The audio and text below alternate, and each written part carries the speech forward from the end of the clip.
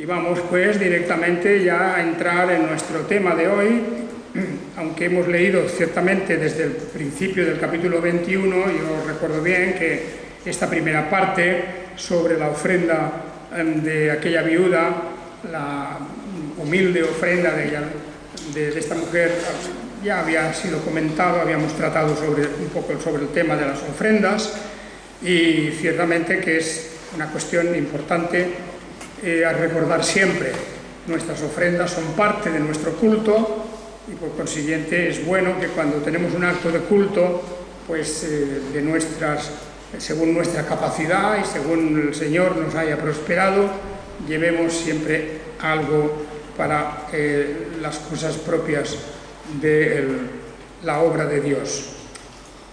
Bien, ese tema está dicho y entonces habíamos empezado también ya a hablar de la cuestión del templo y de la profecía que tenemos aquí, la profecía sobre la destrucción que se avecinaba, que Jesús anticipadamente, varias décadas todavía faltaban, porque estamos hablando de algo que sucedería en el año 70, cuando aquí nos encontramos alrededor del año 33, 34 aproximadamente, de manera que casi faltaban 40 años, 35 años por lo menos, y Jesús se anticipa, como vemos, a señalar la terrible desgracia, la tragedia, en definitiva, que iba a ocurrir, que era mucho más allá de la destrucción del templo.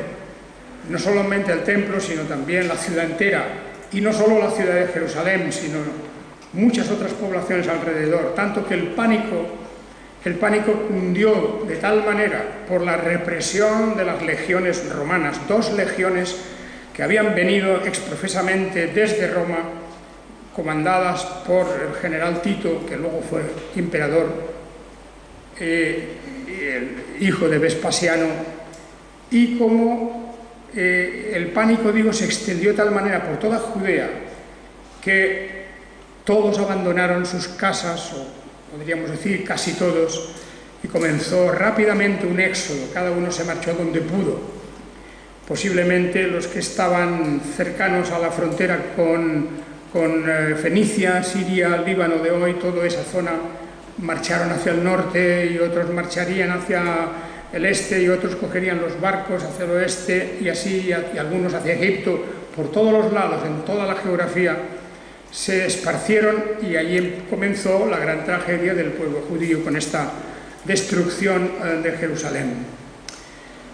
Y bien, esa destrucción y todo eso que supuso, como ya os dije, las tenemos bastante bien explicadas en los escritos de un historiador de la época que es Flavio Josefo, y por eso yo creo que podríamos un poco omitir esta cuestión. Si tenéis interés en eso, pues hemos de buscar alguna versión en español de la guerra de los judíos, como uno de sus trabajos, una de las obras de Flavio Josefo, y leer allí desde la perspectiva de alguien que había luchado contra los romanos, aunque luego pues fue, digamos, captado por los mismos romanos y fue asimilado para el servicio del César.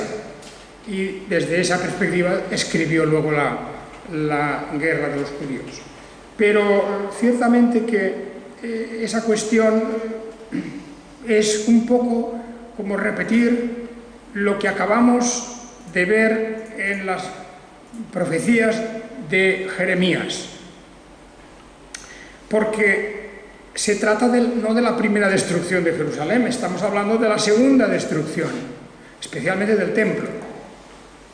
Porque esto había ocurrido ya en el año 586 antes de la venida de Jesucristo, por lo tanto, figuraos, pues casi 550 años antes de esto que leemos hoy en Lucas, ya Jerusalén había sido arrasada, particularmente el templo, porque se cebó Nabucodonosor, como también el general Tito, se cebaron en el templo que era el gran símbolo del judaísmo como tal. El templo era lo que reunía un poco como la esencia de la nación. era su religión. De manera que cuando un poder extraño, un poder de este mundo, de las fuerzas y potencias de este mundo, cuando quiere herir de una manera directa la integridad y la paz y la existencia del pueblo de Dios, se va directamente a lo más importante que ese pueblo tiene, que es su religión. Siempre ha sido así. Siempre ha sido así. Las guerras de religión demuestran claramente el pánico que el propio Satanás tiene a la verdad. Y por eso intenta destruir la verdad, atacando lo religioso, atacando directamente, como aquí en este caso, el templo. En el caso de Nabucodonosor, 550 años antes, también el templo. Pensando ellos, quien pueda, de una manera directa y clara, quien pueda destruir el templo, ha acabado con ellos, ha terminado con esta nación, con este pueblo. Bueno, en parte ocurrió así. Nabucodonosor destruye el templo, ya conocemos lo que Jeremías nos dice en el pasaje que hemos leído antes, cómo resulta que efectivamente la profecía que el rey Sedequías esperaba que fuera favorable, que fuera beneficiosa para él, se convierte en una profecía que anuncia la catástrofe de Jerusalén. Recordemos un momento esa lectura que hemos hecho en Jeremías capítulo 21, cómo el rey envió a unos emisarios a Jeremías, al profeta, para que éste consultara al Señor de nuestra parte, porque dice: Nabucodonosor, el rey de Babilonia, hace guerra contra nosotros, quizá Yahvé haga con nosotros conforme a todas sus maravillas, para que aquel se retire de nosotros. De manera que en este momento, este pobre infeliz, pero también no arrepentido, y eso hay que subrayarlo, este rey Sedequías pensaba que tal vez el Señor hará una maravilla, un milagro. Es como la persona que vive como quiere, hace lo que quiere, y luego cuando tiene un problema piensa: a ver si Dios me saca de esta, a ver si Dios hace un milagro y me saca de esta. Cuando en toda su vida no ha tenido en cuenta aquellas cosas que la ley de Dios establece, que la sabiduría de la palabra de Dios nos da. En resumen es esto. También en los días del Señor Jesucristo, exactamente igual.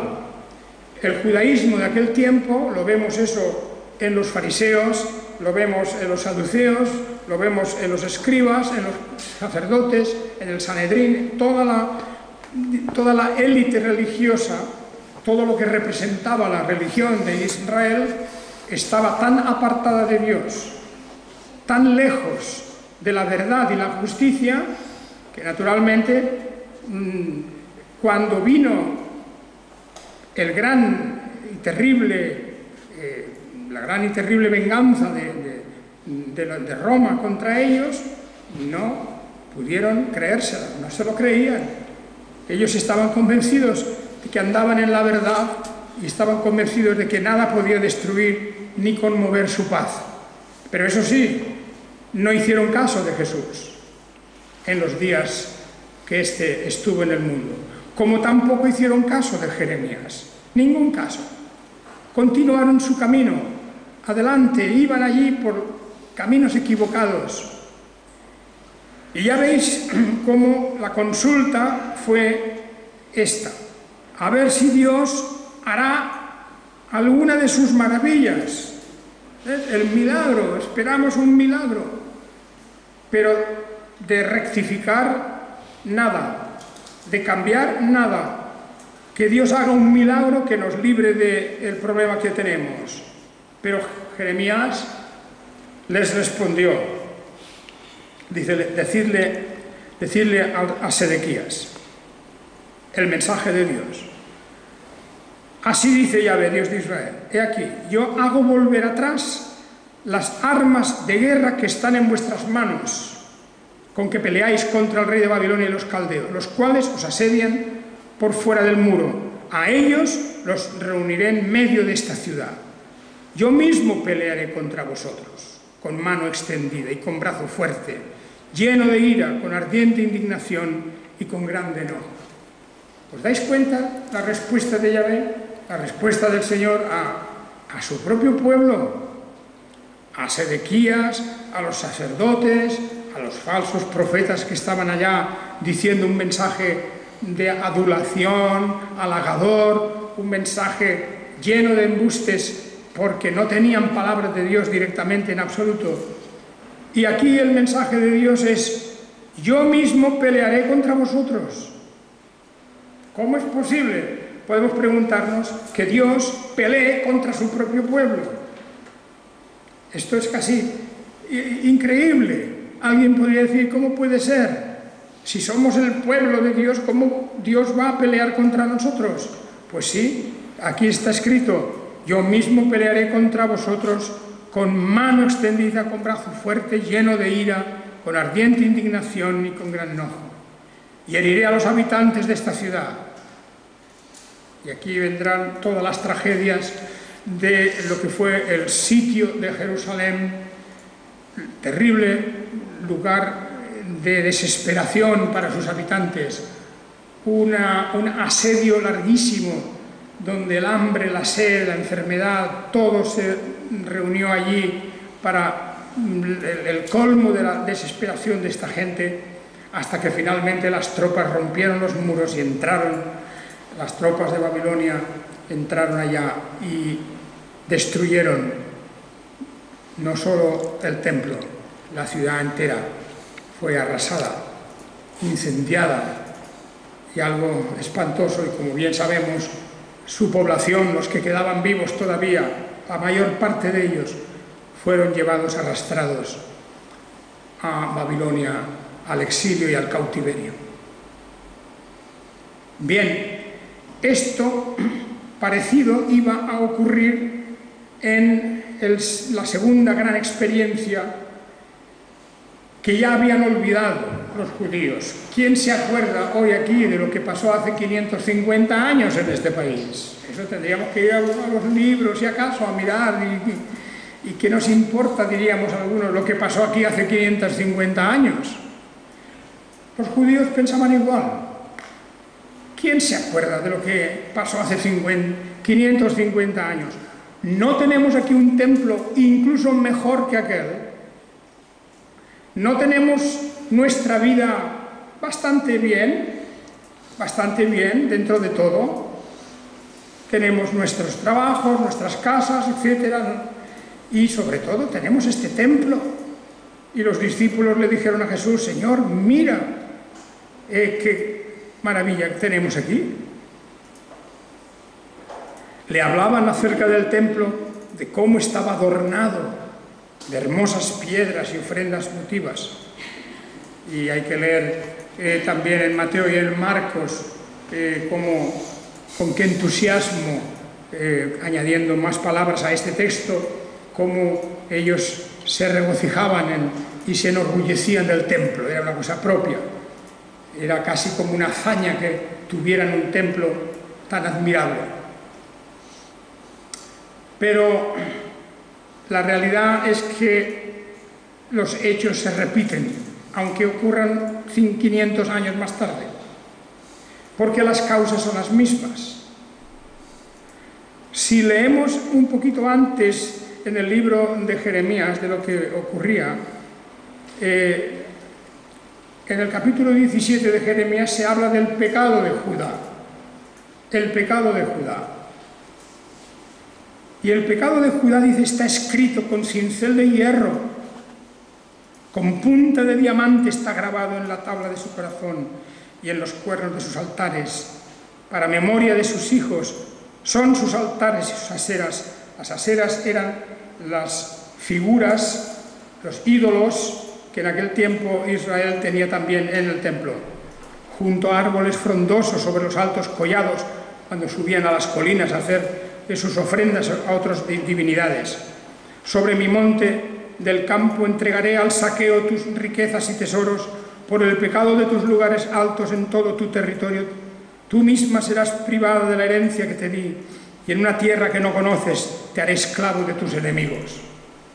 El aviso de Dios a Judá de que los van a llevar al exilio, a lugares desconocidos para ellos, y te haré esclavo de tus enemigos, porque habéis encendido en mi ira un fuego que arderá perpetuamente. Así dice Yahvé: maldito quien confía en el hombre y se apoya en un brazo de carne, apartando su corazón de Yahvé.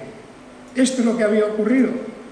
Era la confianza de ellos en todas las cosas humanas, en la administración, en su propio ejército, en los sabios que tenían, en todo eso. Su confianza totalmente apartada de Dios. Bien, la consecuencia es que Dios estaba totalmente enfurecido con su pueblo. Y por eso les dice luego: yo mismo lucharé contra vosotros, yo mismo pelearé contra vosotros con mano extendida y con brazo fuerte, lleno de ira. Pues pasamos las páginas y 550 años más tarde llegamos al mismo lugar, llegamos a Jerusalén, aquella Jerusalén por la que Jesús hacía poco había llorado. Había llorado. Si supieras cuál es tu destino, esas eran sus palabras de dolor por Jerusalén, Jerusalén, Jerusalén, que persigues a tus profetas. Y cuando el Hijo de Dios viene y el Hijo del Hombre está entre ellos, el Verbo hecho eterno que se hizo carne está entre ellos, fue rechazado. Y ya sabemos de todos estos que estaban preparando la muerte de Jesús. Capítulo siguiente, capítulo 22, vemos cómo ya los principales sacerdotes y escribas empezaron a planificar la muerte del Señor Jesús. Muy bien, pero todo esto que ya conocemos no tendría en realidad, diríamos, demasiada instrucción para nosotros si no nos preguntáramos por la verdadera causa. O sea, lo que pasó ya lo sabemos. Pasó eso. Ocurrió la destrucción del templo y de Jerusalén, la dispersión de los judíos. Pero la razón, ¿cuál es el motivo? Realmente hay un motivo que en parte hemos mencionado. ¿Cuál es la razón, el motivo, la causa para que se produjera un hecho tan enorme como es la destrucción de esta ciudad y de este templo? Dos veces.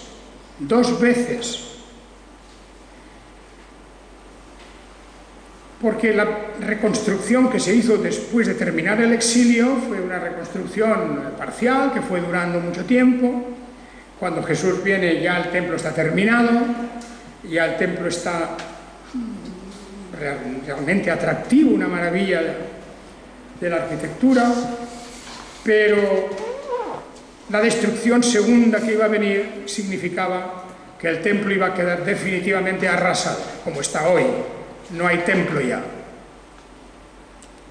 Dios permitió la primera vez que el templo fuera construido, pero la segunda vez el templo no ha vuelto a ser construido. Han pasado como 2000 años y el templo está sin construir. La otra vez pasaron nada más 70, 80 años hasta que se pusieron manos a la obra para reconstruir el templo. Ahora llevamos 2000 años desde la destrucción del templo, o casi 2000 años, y aún no hay ningún indicio. Por lo tanto, la pregunta nuestra hoy es más bien: ¿cuál es la causa de esta ira y de esta indignación de Dios? ¿Cuál es la causa real de lo que Dios ha visto en este pueblo que le lleva a abandonarlo en manos de sus enemigos y sometidos a la destrucción. La respuesta a esta pregunta creo que la podemos encontrar de una manera muy clara y que la podéis leer directamente, porque si tenéis la hoja de hoy, en la parte de atrás de esta hoja tenemos un pasaje del profeta Isaías. Isaías, que vivió antes de que ocurriera todas estas cosas de la destrucción primera de Jerusalén, Isaías ya en su tiempo ya percibía, ya tenía en cuenta y veía lo que estaba ocurriendo. Y lo que estaba ocurriendo era, podríamos decir, de la misma naturaleza que lo que ocurrió después en los tiempos de Jeremías, un tiempo más tarde, y lo que ocurrió sobre todo en la época de Jesús. Fijaos lo que nos dice Isaías, un hombre que, por cierto, estaba en el centro del poder en aquel momento. Isaías no era uno cualquiera, estaba en palacio, estaba en toda la administración de las cosas de Dios. Y por lo tanto, pues ahí tenemos a alguien que conocía perfectamente y al dedillo lo que estaba ocurriendo. Isaías nos dice en el capítulo 10 lo siguiente: hay de quienes decretan decretos injustos y legislan leyes inicuas, que privan de justicia al débil y niegan el derecho a los pobres de mi pueblo, que hacen de las viudas su presa y despojan a los huérfanos. ¿Qué haréis el día del escarmiento, cuando la tempestad lejana se os venga encima? ¿A quién acudiréis por auxilio? ¿A quién ofreceréis vuestra riqueza para no marchar encorvados con los cautivos, para no caer entre los asesinados? Y con todo, no se aplaca su ira, su mano sigue extendida. Fijaos en este pasaje, que coincide con el mensaje del profeta Jeremías también. En este momento, Isaías no está apuntando necesariamente a los dirigentes religiosos, no está señalando a los sacerdotes, por ejemplo, del templo. No existía en aquel momento lo que llamamos el Sanedrín, eso no existía en tiempos de Isaías. Había un sumo sacerdote, había un pequeño consejo alrededor de él, pero la organización religiosa era diferente de lo que fue más tarde en los tiempos de Jesús. Isaías está apuntando, pues, no a los sacerdotes, sino a los legisladores. Hay de quienes decretan decretos injustos y legislan leyes inicuas. Está señalando lo que hoy llamaríamos a los políticos. Está señalando a los que gobiernan el país. En esos tiempos, fijaos que estamos hablando de Isaías, que abarca el reinado de Uzías, de Jotam, de Acaz y de Ezequías. La visión que tiene el libro de Isaías corresponde a 4 reinados, de los cuales, indudablemente, que Ezequías podríamos decir que fue el mejor o el menos malo. Pero la visión de Isaías no se limita a lo que está ocurriendo en Jerusalén, en Judá, en aquellos momentos, sino que es una visión general suya. Es una visión que él tiene sobre la condición moral y la situación de justicia o de injusticia que vive el país. Y por esto los responsables en este caso no eran los sacerdotes, que ellos tendrían otras responsabilidades de que dar cuenta, sino que en este momento enfoca a los que legislan leyes inicuas.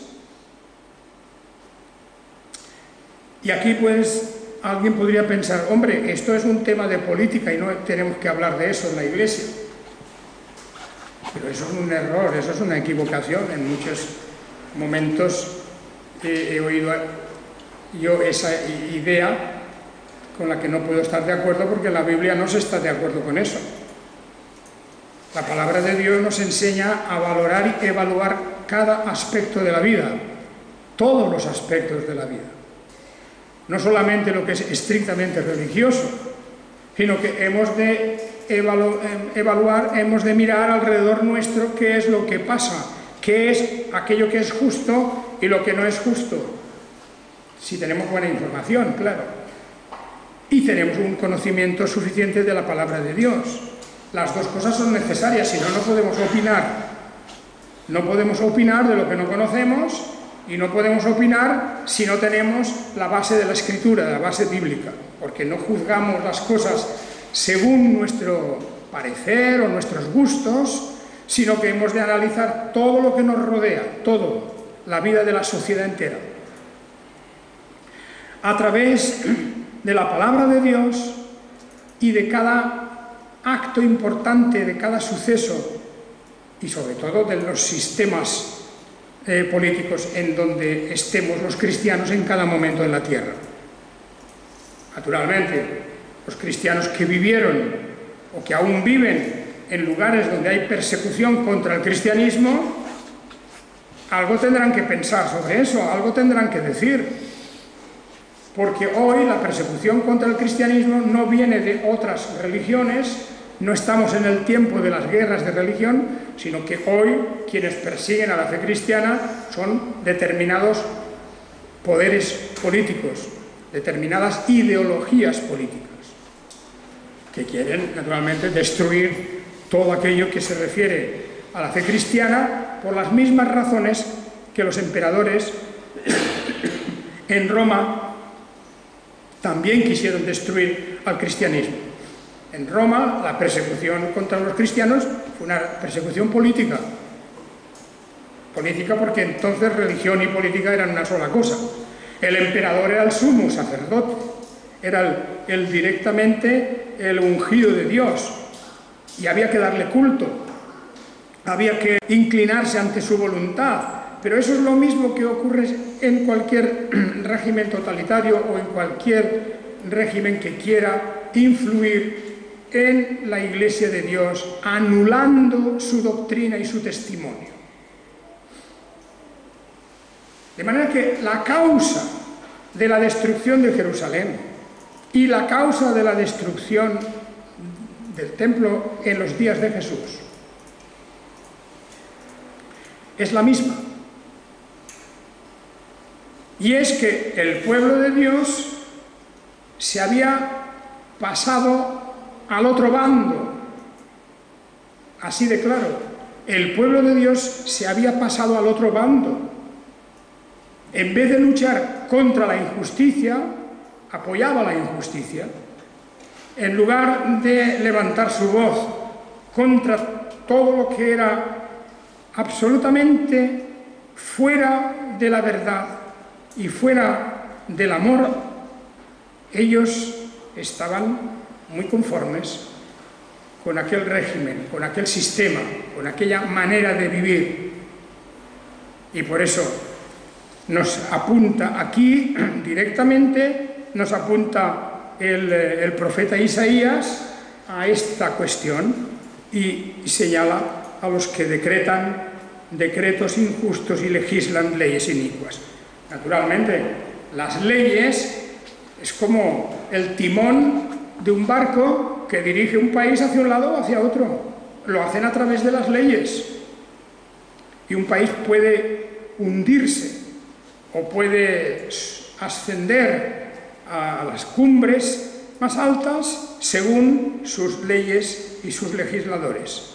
Se puede arruinar un país Se le puede llevar a la miseria, al caos, o se le puede llevar a una prosperidad, a una justicia, a un orden, a todo aquello que realmente significa que la presencia de Dios está de manifiesto en ese lugar. No hace falta, por cierto, que estemos hablando aquí de confesiones religiosas. No hace falta decir si el país será de si será protestante o si será católico, o esas divisiones un poco absurdas que se hacen todavía hoy. No es eso, se trata de justicia,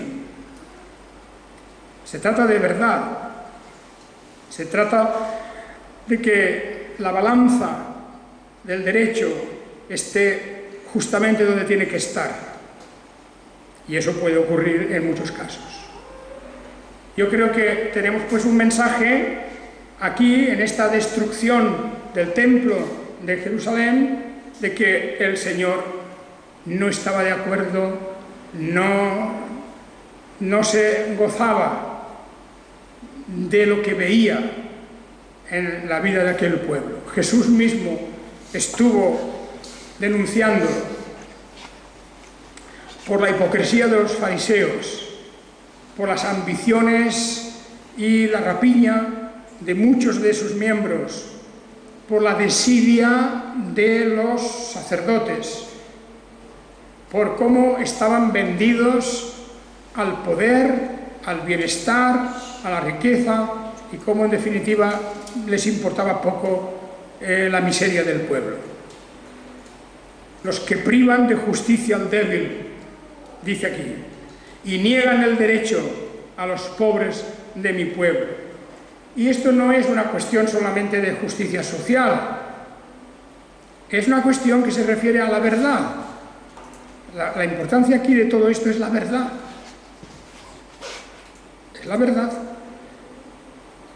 Y en consecuencia estamos denunciando aquí no solo a los de Jerusalén, no solo a los del siglo I o a los de aquel siglo V antes de Cristo. No estamos hablando de otras cosas, estamos hablando de la verdad y de la justicia en un sentido universal, que emana de las Escrituras. Y muchas veces los cristianos de hoy, en este momento, tendrían que hacer un ejercicio como de limpieza intelectual, para borrar de su mente todo lo que estamos recibiendo hoy de los medios de comunicación, la mayoría de los cuales, la inmensa mayoría de los cuales, son contrarios a la fe cristiana. Y como son contrarios a la fe cristiana, y solo hay que ver la manera con que se deleitan en anunciar cosas contrarias a la fe cristiana y a la moral cristiana, pues nosotros no podemos ni apoyarlos, ni podemos beber de esas fuentes podridas, de aguas podridas, sino venir a las Escrituras, a la palabra de Dios, para lavar nuestra mente, limpiar nuestro pensamiento y reconocer qué cosa es la verdad, qué cosa es la justicia. Ahí tenemos hoy en nuestros días todos esos actos que se realizan, bueno, en el nombre de la igualdad, en el nombre de la libertad, etcétera, todo eso, pues toda una serie de hechos que repugnan a la palabra de Dios, que a un cristiano no le tienen que hacer ninguna gracia, por muy graciosos que quieran ser. Algunos de esos actos públicos que hacen en todas esas fiestas y todas esas cosas. Ahí tenemos hoy el Día del Orgullo Gay, por ejemplo, pues ahí, en fin, todos aparecen ahí riendo y bailando y todas esas cosas, como para darnos a entender lo contentos que están. Nosotros no tenemos en las Escrituras nada que nos haga pensar que Dios también se está riendo de eso, o mejor dicho, que se está regocijando con eso. Pero quien dice eso, podemos decir tantas otras cosas, que más o menos están en la misma cuerda, de la misma ideología y de la misma forma de legislar y la misma forma de decretar las cosas, porque es el mundo en esa cuerda, diríamos, en esa forma de pensamiento, de una malentendida libertad, es la forma en que se puede atacar a la fe cristiana en su centro.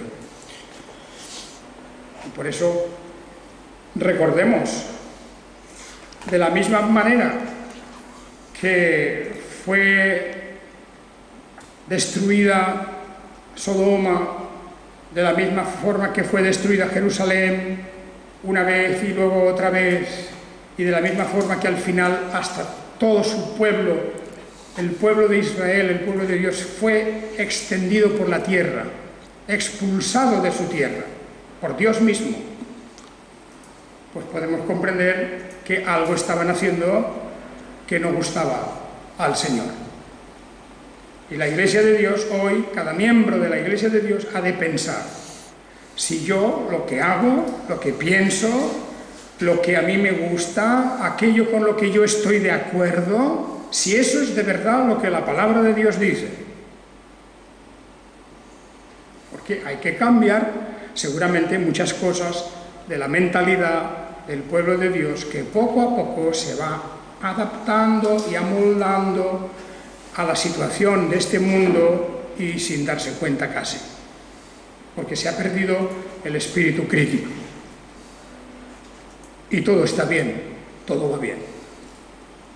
Yo creo que es un aviso, ¿verdad? Como el Señor les dice aquí en el Evangelio de Lucas, les dice a sus discípulos, que le dice: mira, Señor, qué piedras más bonitas, que todo que está muy bien, que todo está estupendo, qué bonito todo, qué bien lo pasamos. Y el Señor dice: estáis equivocados. Estáis equivocados. Va a llegar un día pronto en que no quedará piedra sobre piedra de este templo.